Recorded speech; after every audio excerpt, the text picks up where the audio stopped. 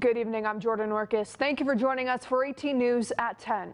The New York State Education Department releasing COVID guidelines for the upcoming school year. It's less of a mandate and more of a roadmap of support and suggestions for schools to follow. Schools are encouraged to remain open for in-person instruction, but should prepare for remote learning if a public health emergency is declared.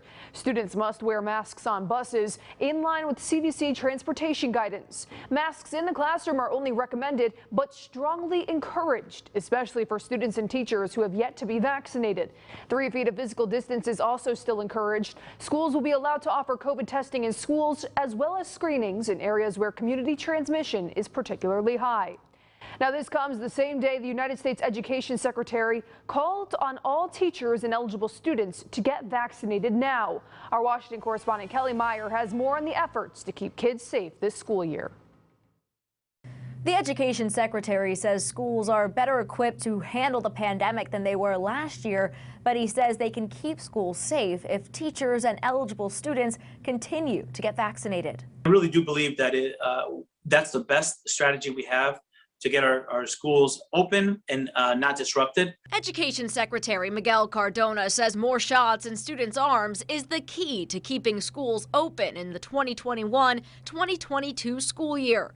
And not just students, teachers too. We're at 90% of the educators getting vaccinated.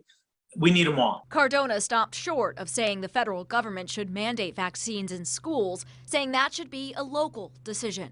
Let's support our educational leaders. Let's support our boards of education that are putting in strategies to try to keep our kids in school because they've been disrupted enough. The push for vaccination comes as cases of the highly transmissible Delta variant surge. Where we have higher rates of infection among children is where we have lower rates of vaccination. CDC Director Dr. Rochelle Walensky says vaccines bring safety and masks should be worn by those too young to receive them. How are you going to keep masks on a 6-year-old all day in the classroom? Republican Florida Senator Marco Rubio says vaccines, not masks, are the solution and suggests school-based vaccination sites will help reach unvaccinated students. That might make it a lot easier for parents to be able to get that done here. The Education Department is also calling for pop-up vaccine clinics at schools to reach more students so they can keep the doors open throughout the school year. Reporting in Washington, I'm Kelly Meyer.